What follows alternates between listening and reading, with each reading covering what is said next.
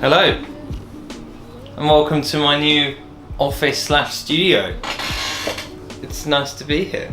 There may have been a little bit of a gap between videos, and that's simply down to the fact that I wanted to move into this cool new space, which I'm sure you'll be seeing a lot of in the future. And I also wanted to buy some lighting, so I've got some lights here now, and I wanted to kind of up our production value, get some new mics and some bits and pieces, and therefore I can make this whole experience at least 10% better. That's what I like to think. But what are we doing today? Today we're here to talk to you guys about 5 things that I think every photographer needs in their life. And it's not necessarily just photography equipment per se. It's all related to photography equipment, but it's not necessarily the most obvious things that I think you would have seen coming. So I want to jump right in. We're going to kind of start up nice and slow. So I wanted to start with camera strap.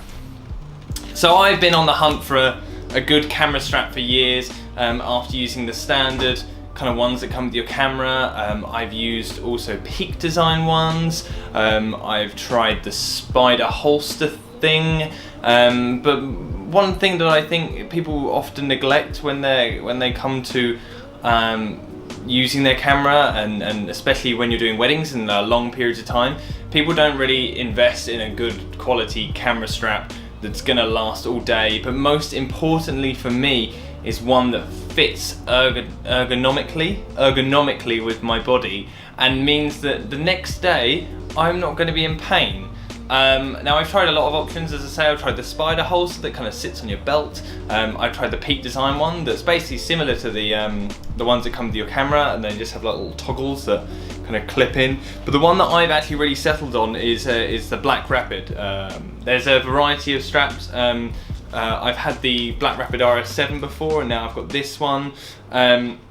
The reason you want to invest a little bit of money into a camera strap is not just because you don't want to be in pain the next day, is also you don't want your camera slamming into the ground after it falls off of your budget strap come device thing, whatever you're using.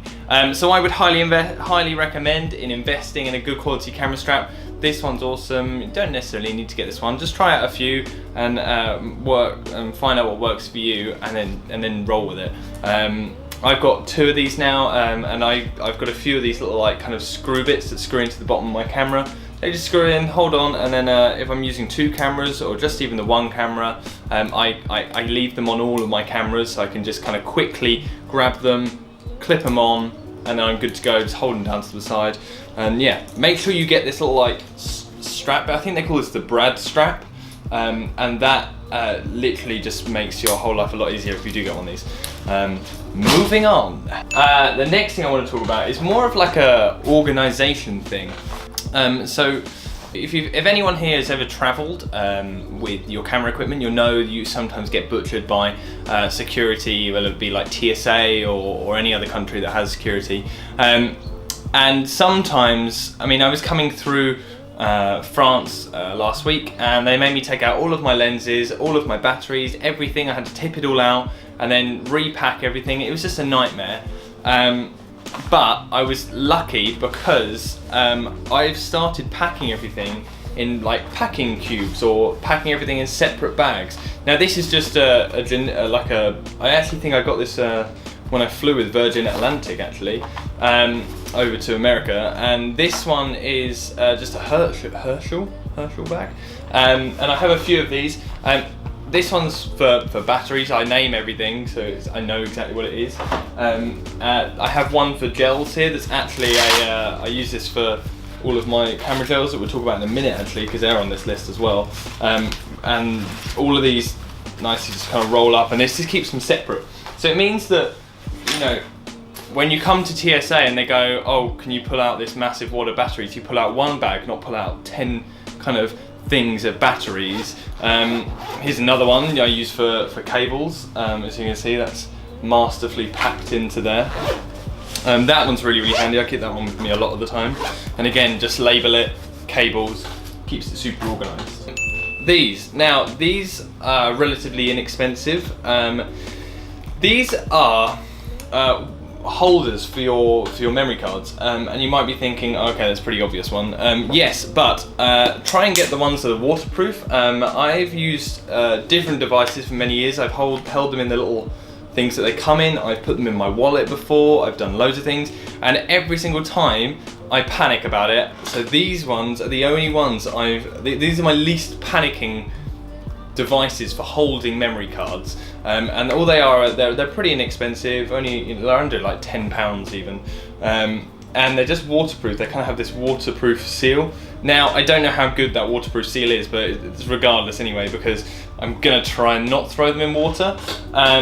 But I actually have two of these. So this is the one that I use for empty cards, and I have another one that I use for full cards. And as you can see, I've used up all of these cards here. So the full ones are the ones that are in my other case. And then they just lock in, and you know they're secure. I attached this little bit to my bag, and also I wrote a load of my contact details on there. So if they ever get lost, hopefully someone will do the right thing and give them back to me. Really, really handy. Get yourself two, I would say. Number 4. Gels. Gels are pieces of acetate, and they are used to colour your light. So they can be used for two separate reasons. You can use them for creatively, or you can use them correctively. And what I mean by that is, let's say you walk into a candlelit reception venue, and you have a flash with you and you want to use that flash. So you turn the flash on and you start flashing away, and you suddenly look at the pictures and you think, man, in comparison to this candlelit reception, my flash looks blue, and it doesn't quite all blend in together, and you want it to blend in together. Well, you can use these. This is a colour temperature orange, but there's colour temperature blues. There's tons and tons of colours, obviously. There's everything you can really imagine. And they're really, really simple. All they do is just go in front of your light. I'm going to put it in front of my video light here, and you can see it just kind of warms up that light, makes it nice and orange, and you're laughing after that, really. They come in different strengths as well. So this is like a quarter CTO, and this is a full CTO. Where to get these? Now you can order them online. I personally, for weddings, use the Magmod ones. So CTO, they're polycarbonate sheets, basically, like that. Exactly the same thing. They do exactly the same thing. But if you want to, for my bigger lights, so like my 600 watt flash and things like that, I use sheets of them. These, I just went to my local theatre and said, have you got any offcuts?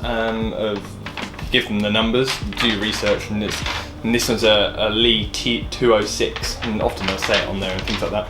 And then you'll just be like, yeah, sure. You might have to pay them a little bit of money, but they're not very expensive. And if you want to buy a sheet that will last you for the rest of your life, they're about like £10, and the whole like roll will last you like your whole lifetime, I promise you. Number 5. So, final thing. Now this is one of those weird ones that I necessarily don't use all the time, but when I do use it, it's very, very handy, and it's a grey card. Grey cards, I mean, I had this one come free. Grey cards are really, really handy. Not only are they handy for setting correct exposure and white balance, they're really, really handy just to have that bit of peace of mind to know that you're going to get accurate colours and accurate exposure. Now I don't really use it for exposure wise. I mean, I have a Sony A7R II, and I can just look at the back of it, and with zebras and histograms and whatnot, I can pretty much gauge if the exposure's right. But for colour wise, being able to have a grey card that you can quickly put up next to a model with your first shot, generally, and you just quickly eyedropper it later in post, oh my god, it makes life 50 times easier. So get yourself a grey card, because okay, I don't use them all the time. I barely ever use it, but when I do headshots or I do commercial work, things like that, and even sometimes at weddings, I've used it once or twice. It's very, very, very handy to have one. So get yourself a grey card. Perfect. Right.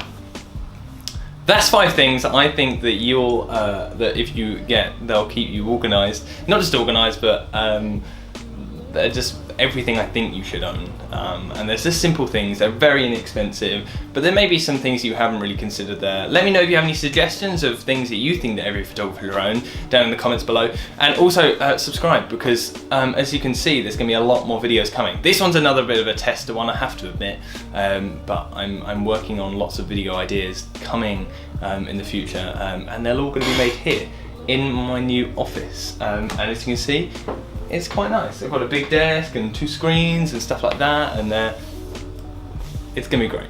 All right, I'll talk to you guys later. Have a great day. Bye bye now, bye.